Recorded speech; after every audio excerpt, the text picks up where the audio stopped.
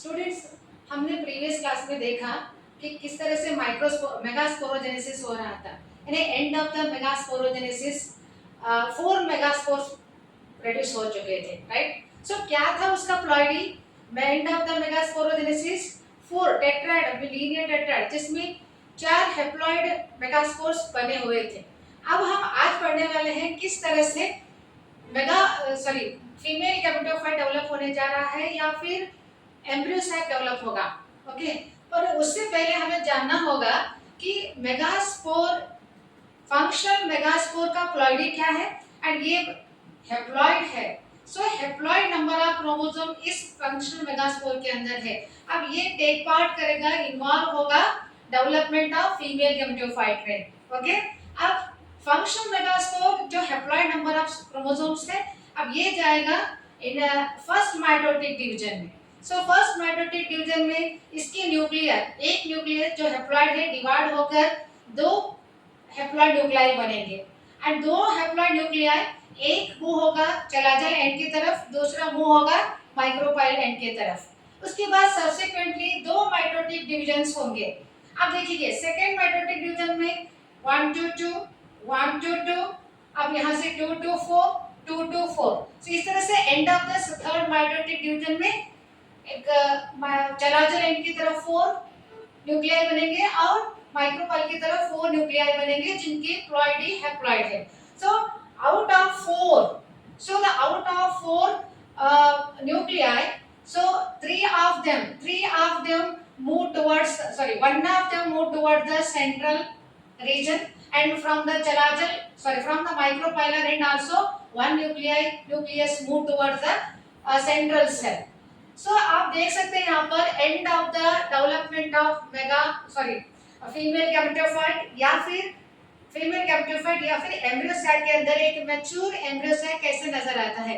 देखिए 3 जो है आउट ऑफ 4 है, 3 यहीं पर रहेंगे, वो बनाएंगे एंटीपोडल सेल्स एंड 3 यहाँ पर माइक्रोपाइल की तरफ जो एग अपैरेटस बनाएंगे। अपैरेटस मतलब जिसमें एक सेल होगा और 2 साइनार्जिड्स होंगे। अब 2 जो माइग्रेट हो चुके हैं ऑलरेडी न्यूक्लियाई, वो बनेंगे पोलर न्यूक्लियाई जो सेंट्रल सेल के अंदर ऑक्यूपाई कर लेंगे। तो इस तरह से end of the development of embryo sac development या फिर फीमेल गैमेटोफाइट हम देख सकते हैं। A mature embryo sac consist of what? A mature embryo sac consist of 3 antipodal cells toward the chalazel end and 3 egg apparatus toward the micropylar end. Out of 3, 1 egg will form a egg cell and 2 will form that is synergids, and you can also see that the synergid region, the thickened areas are there, and these thickened areas are known as filiform apparatus. So इसका function हम जान लेंगे। तो इसका function ये है filiform apparatus का, और ये गाइड करता है एंट्री होने के लिए, that is pollen tube enter करने के लिए यह फैसिलिटेट करता है, जो रीच करने के लिए एक सेल को रीच करने के लिए वो फैसिलिटेट करता है, वो है फंक्शन फिलिफॉर्म apparatus का। ठीक उसी तरह पोलर न्यूक्लिया जो सेंट्रल सेल के अंदर ऑक्यूपाई कर चुके हैं। तो टोटली एक मैच्योर एम्ब्रियो सैक के अंदर 7 सेल है, 8 न्यूक्लियाई है। 7 सेल्स 8 न्यूक्लियाई। अब हम जानते हैं यहाँ पर देखिए 1 2 3 4 5 6 7 8 न्यूक्लियाई हो गए।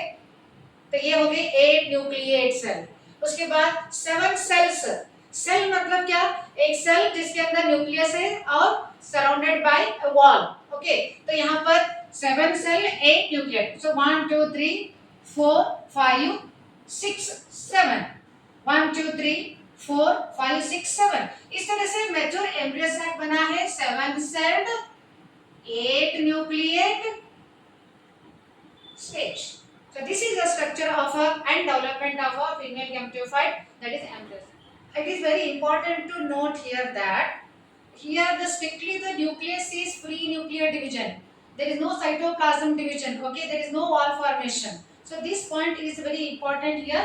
We should note that here free nuclear division we are observing. Okay, students. So as the under this megaspore undergo first mitotic, second mitotic, third mitotic, nowhere there is a wall formation. There is a free nuclear division is there. Thus wall formation does not occur here. And at the end of the development of female gametophyte, we see at the end the wall settle lay down, and only the nuclei they migrate towards the center, and rest of the nuclei move towards the antipodals and towards the micropylar end.